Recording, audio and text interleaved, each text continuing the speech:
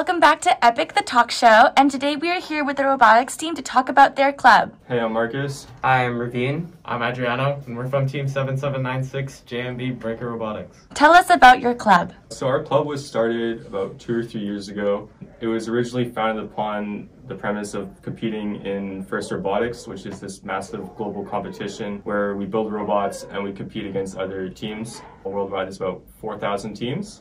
So it's like a pretty big deal. The club is split into like 3 different sections. So I deal with the business and management part. I deal with programming. And then Adriano does building. I build mainly robots, and I teach the grade 8s and grade 9s how to use each piece of machinery that we have. Explain your journey throughout the club so far. We started around 2 years ago with FIRST, and that was, our first introduction to it. We went there, it was very intimidating, as the older members would say. We had very little money at that point, so we had a wooden robot. Everyone else had these crazy metal robots that we just felt very scared and intimidated by. What was funny about that year is we won, and we kind of had a cult following just because our robot looked so ridiculous compared to everyone else. Our rise to Houston. So the way FIRST works is you have the regionals in Victoria. You go to regionals every year. If you win regionals, you would go to Houston, which is Worlds. So 2 years ago, Deep Space, we won regionals. We went to Worlds, and that was our first journey into FIRST. And then last year, for the 2020 Canadian Pacific Regional, we were a finalist. Were you guys a part of the robotics team when they won Worlds?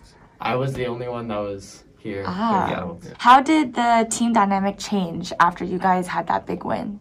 We had a lot of falling outs because most of our grade 11s and 12s were graduating. So it was a lot of change throughout the team, but I feel like we're at a pretty good spot right now. We were really lucky to have the alumni train us last year and sort of teach us how the club works and how to run it ourselves. And even now, this year, adapting to COVID, and I think we did pretty well. At first, it was a little bit of a shaky start, kind of getting the club together. But now I think we have a pretty good grasp on... Kind of had 2 burdens to deal with. We had A, trying to run the club for our first time ever, and then second, dealing with COVID. Instead of having, a massive competition, 40 robots, 40 teams, we're now doing competitions at home. How did you guys adapt to so many changes at once? Firstly, your seniors leaving, secondly, COVID, doing competitions online. How is that going for you? I think that communication just between members, between our wonderful sponsor teacher, Mr. Bevan, who supports us so much, really important. And that's really what keeps it all together. What was your favorite memory? Something that we're also really proud of is we've been commissioned by the Delta RCMP to build 2 doghouses for their police dogs. Yeah, it's one thing to be a participant, and it's another to be a role model and a teacher. Yeah. You feel when they announced Jan Burnett or... Oh, it was a rush through my head. Oh my god, this is going everywhere in the world, basically. Yeah, there was TVs in the school filming you guys, and we even got to see it. Yeah. Honestly, the best part was watching the final rocket go up, saying that we won. Wow. Yeah, that was the best moment. And what is one important lesson that robotics has taught you? How important teamwork is. Club is not going to work with one man running it. And I think that was really important for me. What he said. And the last question is, what is some advice you have for other students who want to join the club? I'd say it's be open-minded. You might come in thinking robotics is just such a nerdy club. And in some aspects it is. It is, yeah, it's pretty nerdy, but you can make new friends. Even if you're into business and marketing, you can come in and learn about that and how to promote a club and gain sponsors and stuff like that. This club is just such a great opportunity to learn so many different skills. Like Marcus said, you have the business side.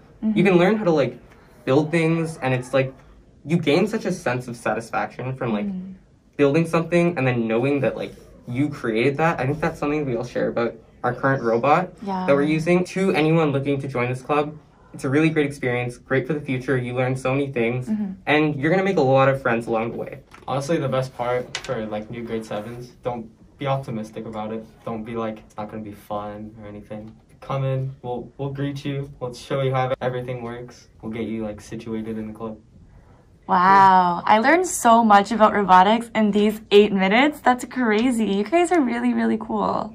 And thank you guys so much for coming to this episode of Epic the Talk Show. See you guys next time. Bye. Bye.